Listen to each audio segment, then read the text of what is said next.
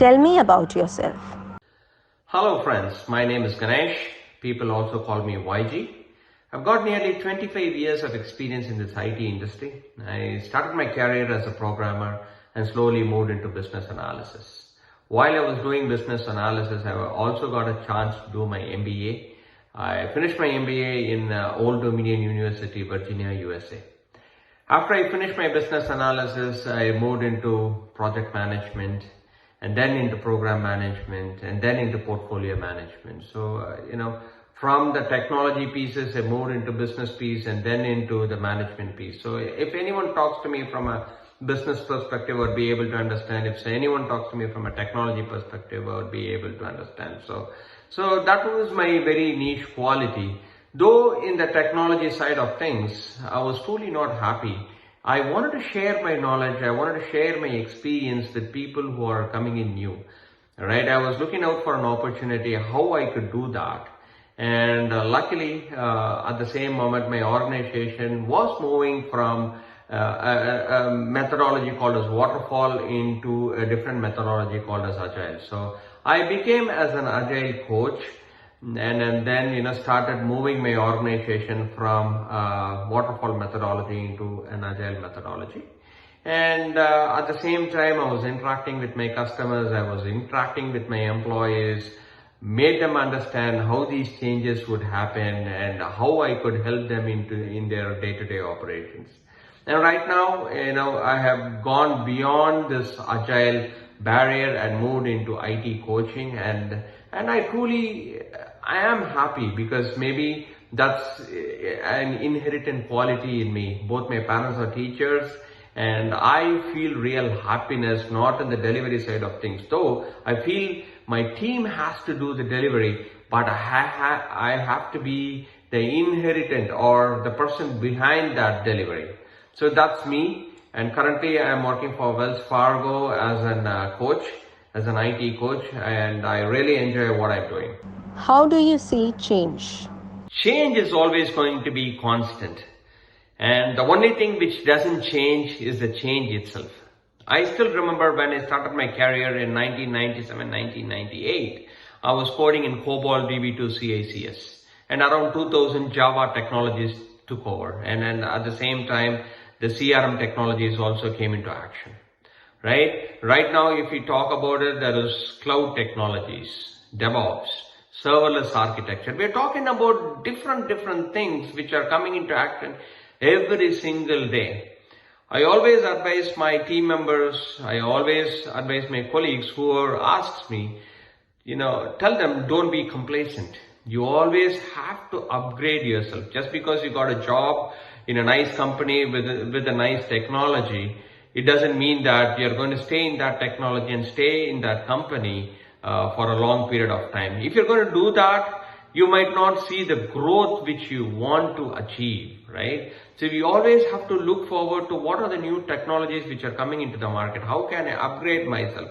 How do I find that synergy, right? Whenever there is a technology, new technology emerging, it doesn't just appear just from anywhere. There is always that synergy which is happening between these two technologies. We need to understand that synergy and try to make that connection and try to start to climb from this technology which you are currently working to that technology, right? And for that, there are different trainings, there are different books. We always have to be on top of everything. That's the only way in which we can always grow and always make sure that we are right at that target.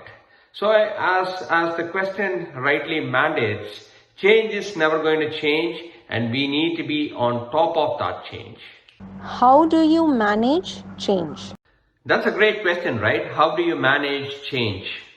I always advise my students and also advise my team members that there are three important ways, or in fact, three important steps in which how they can manage change. The first step is always make a plan.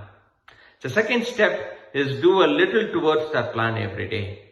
And the third step is always measure yourself against that plan in equal intervals of time. This way, you can manage your change appropriately. So let's look at the first step. Make a plan. What does it actually matter? What does it actually mean? There are 3 important steps again when you actually create a plan, which I also call them as 3 W's. What do you want from the plan? What will that give you? And why is that important for you? These 3 ingredients have to be there when you actually create that plan. Once you create that plan, you need to make contribution towards that plan. It needs to be every day. It could be 5 minutes, it could be 1 minute, it could be half an hour, it could be 1 hour, but you need to make progress every day, folks. You always have to be responsible and accountable for those changes. Once you start making those changes happen every day, you got to pick a time limit as to say that, hey, I'm going to retrospect myself. How am I making changes? Does that fit into my overall strategy? Does that fit into my overall plan? These 3 steps will help you to manage change and make your change successful. Did change happen immediately? Change always takes time, guys. So we need to understand that. Just because you put a plan and you're executing against that plan and measuring, change will not happen just on a single day, right? It takes time. It takes perseverance, and it also needs commitment. Something like sugar grain principle. The philosophy behind sugar grain principle is that if you want to leave sugar completely, you do not just go and leave sugar just on the next day. You could try, but most likely 95 out of 100% again go back to taking sugar maybe in 10 days or 15 days. But rather, if you want to truly leave sugar from your ingredients or in your intake, what you do is you slowly start reducing the sugar grain by grain, right? If you are taking 2 spoons of sugar, just cut it down slowly, slow and steady wins the race. It also gives you that commitment. It also puts you in check. You are not just making that change immediately, but you are slowly making changes in a step-by-step process wherein you can also measure it. That is what is called as sugar grain principle, and I would most definitely want each and every member who is going through these changes, adopt to that and make sure that they become successful in their change management and also make their life successful.